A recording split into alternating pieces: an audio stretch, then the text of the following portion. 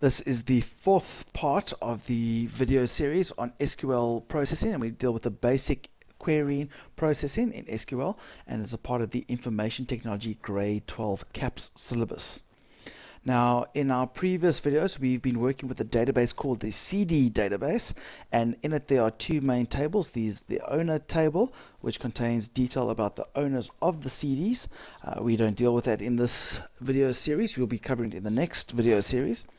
But the second table is where we mainly work with, and that's called the CD table, and it has a CD ID, an artist, a CD name, a genre, a replacement value, and owner ID. Those are the fields in the CD table, and owner ID is connected with the owner table.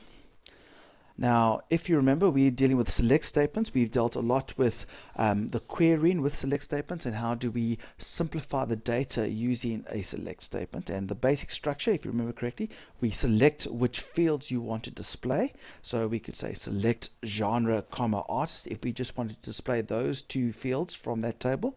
Or in our case, we can display everything. And instead of writing all the fields, you can just write select star. Then after that you say from, and you write down which table contains these fields. So you say from the CD table or from the owner table, and then you, in your where clause, you list your conditions or your filters or criteria that you want to use to be applied to the data, so that it shows only the information that you want to see. In this video we're going to be looking at the like feature or the like phrase that is used in a select statement. Now, when we use a like statement, we often have to use it in conjunction with what we call wildcards. And you'll recognize these wildcards if you ever use them in other programming languages or even other computer technology. Like, for example, if you're searching for certain things, the wildcards, the first one we're going to cover is the star wildcard. Now, the star could mean nothing, or it could mean anything or everything. There is no set limit to the number of characters that a star could represent. So we're going to be using star as like a placeholder or a way to represent what could be there. So it could also mean that nothing's there. That's what it could also mean.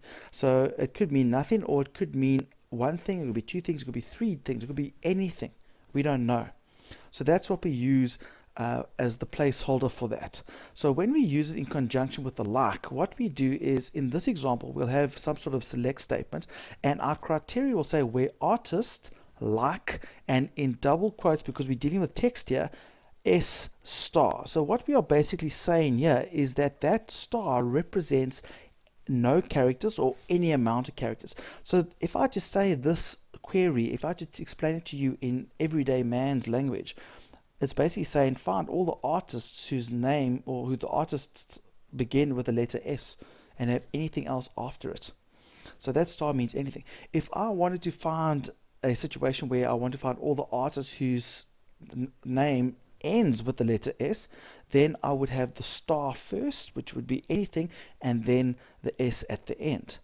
And if I wanted to find a scenario where I wanted the S to be somewhere contained in the text, it could be at the beginning, it could be at the end, it could be in the middle, then I would say star S star. But now, because that star could represent nothing, as I said, it could mean it starts with an S, it could mean it ends with an S, or it could mean that S is anywhere in the middle. Because if that first star is nothing, then it starts with an S. If that second star is nothing, then it ends with S, and if both stars S are nothing, then it's only for the situation when it's a S. But it's for all possibilities. So let's try these examples in our current database. So here we have our Access database. I'm going to go create a query using the design, and then I will not have any details for the design. I'm simply going to go straight to the SQL view, and I'm going to select star from CD where. Now let's start with our first case. We want to say where artists, and we use the like clause, and then in double quotes we're going to say S star. So basically we want to find all the artists whose name or artist, whatever the artist title is, begins with an S. And there you can see all the artists that begin with an S. There's nothing else but ones that begin with an S.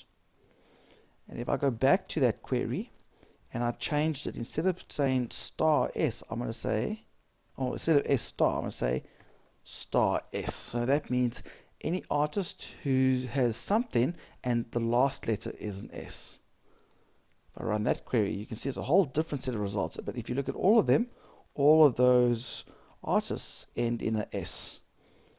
And then if we had just star S star, that means it could start with an S, it could end with an S, or as long as it's got an S somewhere in it. So there it starts with an S, that one ends with an S, and that one, the S is in the middle, and it continues. It doesn't have to be just one character. You could have one particular word. So you could have SR, you could have all sorts of things. So let's, for example, look at genre. And I want to find all the genres that are of type rock. So I'm going to say star, rock, star. Haha, get it, rock star? No. Okay, so star, rock, star. If I run that, it'll find all the different types of rock. So if it ends in rock, if it's just the word rock, and I'm sure there's some words that start with rock. Some words might start with rock, it doesn't look like it. But if it starts with rock, it would be fine as well. So as long as the word rock is somewhere in it, it would fall in this category.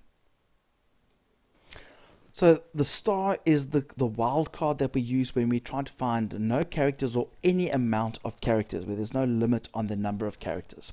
Now the other wildcard that we need to know is the question mark, which only represents one character. It cannot represent no characters. It has to be at least one character, but that character could be any character. It could be a letter, it could be a number, it could be a special character, as long as it takes place of one particular character. So for example, if I had where artist like question mark, question mark, question mark, question mark, that is looking for a situation where the artist's name or title must fill 4 question marks. In other words, it must be 4 characters. It doesn't matter what those 4 characters are, but it must fill those 4 characters. If I did this scenario where it was M question mark, question mark, question mark, that basically means it must be 4 characters as long as the first character is always an M. So this is where it's a little bit more restrictive when you want to find the exact number of characters, but it's for that particular scenario. So let's apply this to our current database. So let's try where artist like, so these wildcards you only use with the like clause. And in double quotes, we're going to say question mark, question mark, question mark, question mark, and then close the double quote. So this is, we're looking for all artists who have 4 characters in the name. Each of those question marks must be filled by a character. Run it, and there we go. We've got a list of all the bands that have 4 characters in their artist name. Now, if I change that up a bit, and we changed it so that the first character wasn't a question mark, but was an M, we're still looking for all the artists who have a name of 4 characters, but in this case we're looking for only those that start with the letter M, and the others are other types of characters. In that case, it's only the muse that is popping up there. So there we go. It finds all those that are 4 characters, and the first one must be an M. So that is the wildcard when you want just one character where it cannot be left blank. It must contain at least a character of something. You would use the question mark. Now, if you are going to be using SQL statements in Delphi, I need you to please take note of the following. We will have other videos which show you how to do these SQL statements in Delphi, but with wildcards, I need you to remember one quick thing. First of all, as I said, we'll do these in SQL statements in Delphi at a later stage in other videos. But when you use the wildcards, you must understand that Delphi doesn't recognize the star and question mark wildcards in that format. They've got their own version of that. So if you are writing your SQL statements in most databases or in Access, for example, like I've shown you, you use the star for no or many characters and you use the question mark for one particular character. But if you were writing this SQL statement in Delphi, then you would have to use the replacement characters. And for that, instead of using the star, you would start to rather use the percentage sign. So you would then say, for example, if you want everything beginning with an S, you would say like S percentage sign. and so on. So you would, instead of using the star, you would use the percentage sign, just as if you were using the star. And then for the question mark, you would use an underscore. So if you wanted to find four, or any artist that had 4 letters in its in the name, artist name, then the artist name would be like underscore underscore underscore underscore. So the underscore replaces the question mark, and the percentage sign replaces the star when you are doing these SQL statements in Delphi. But when you're doing it in other programs like Access and other databases, then you can use the star and question mark. For the other videos in this video series, as well as more advanced SQL and the other types of things that you can do besides the select statement in SQL, go to our YouTube channel where you can find all these videos and more, and follow us on Twitter so that you can give us information, give us feedback. We'd love to hear from you. And remember, don't do it the long way, do it the Mr. Long way. The examples from today's video come from the Grade 12 Delphi e-notes, which were created by Study Opportunities. They are available in 2014. In 2015, they'll be releasing a textbook which covers the entire Grade 12 CAP syllabus. If your teacher is interested in getting these textbooks, they can go to the website listed below.